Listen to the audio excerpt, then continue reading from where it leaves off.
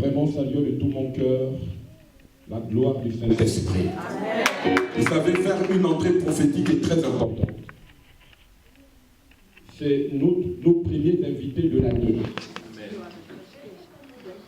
La Bible dit qu'ils sont beaux les pieds de ceux qui annoncent l'évangile. Et Jésus pouvait dire que l'Esprit du Seigneur est sur moi, il m'a oint pour apporter la bonne nouvelle.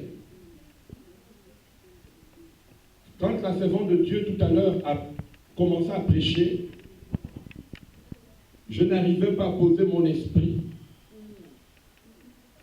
Mais plus elle prêchait, plus mon esprit se clarifiait. Et j'ai compris pourquoi Dieu nous a donné la dimension du chiffre 8.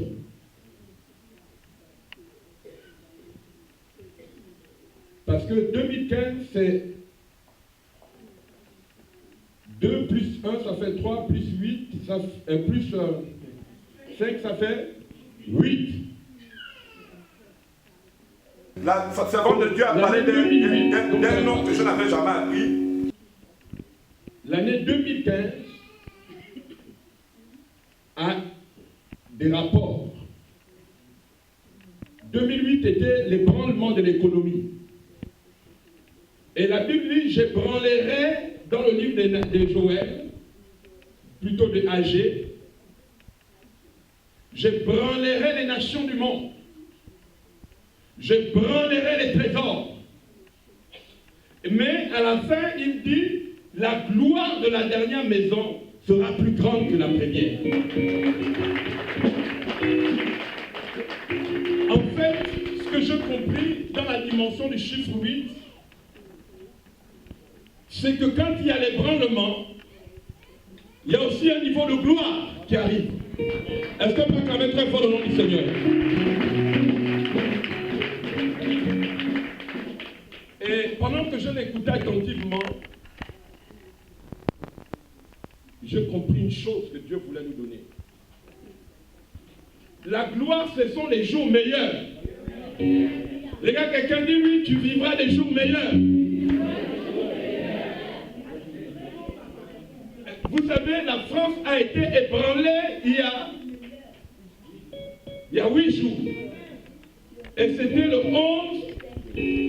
Le 11, tous les chefs d'État, pratiquement, certains parmi eux, et les hauts représentants des gouvernements ont marché en France. Cela était dû à un ébranlement. Et derrière chaque ébranlement, il y a un jour de gloire. Le jour du prophète Élie est en train d'arriver. Le jour de gloire est annoncé. Est-ce que vous comprenez la dimension du chiffre 8? Et la servante de Dieu a commencé sa lecture avec Genèse 1:14 à 15. Elle a parlé de la création des luminaires. En réalité, la gloire est rattachée aux lumières. Vous savez que la France est reconnue comme le pays des lumières. Mais les lumières des hommes. Mais en ce moment, nous sommes en train de vivre des jours de gloire, des fils de lumière. Les lumières de Christ, les lumières du royaume, les lumières, les nouvelles luminaires s'élèvent. Tu peux acclamer le Seigneur pour ta vie. Que le jour du Seigneur viendra et le soleil sera en rouge. Et vous savez que au mois de septembre ou d'août, le soleil était rouge en France.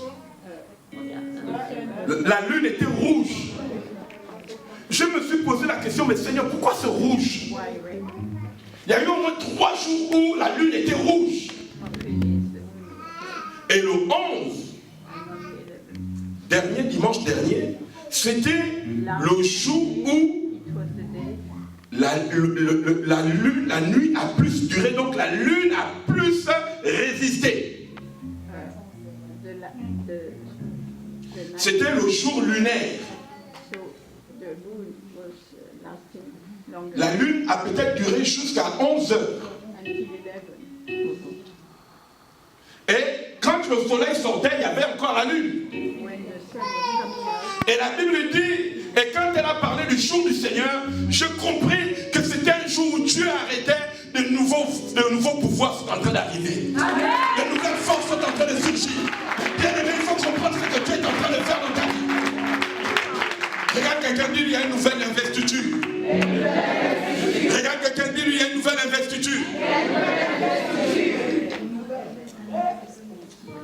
Et la Bible dit, elle a parlé aussi de quelque chose. Elle a parlé de Shemitah. Shemitah. C'est-à-dire que Dieu va demander qu'on te relâche. Relâchez ma servante. Tous ceux qui ont pris en otage ta bénédiction, tous ceux qui ont pris en otage ta santé, la maladie va te relâcher.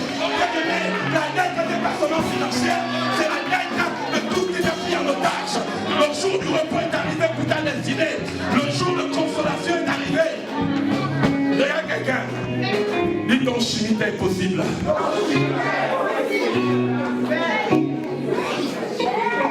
Regarde quelqu'un, dis.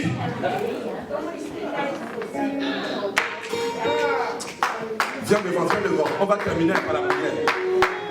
Tu vas demander le relâchement. Tu vas demander le relâchement. Viens devant, tu vas demander le relâchement. Viens devant, tu vas demander le relâchement. Tu vas rentrer dans la consolation. Tu vas rentrer dans la guérison. Exige maintenant ton Shemitah. Exige maintenant ton Shemitah.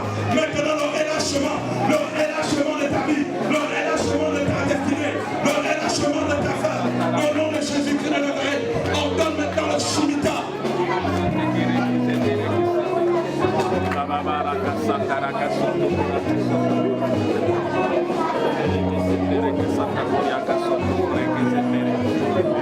Maintenant tu vas demander la gloire, le rayonnement de ta vie, le rayonnement de ta vie, le rayonnement de ta vie. Continue à prier maintenant, que tu rayonnes dans chaque niveau de ta vie, à chaque stade de ta vie, à chaque besoin de ta vie.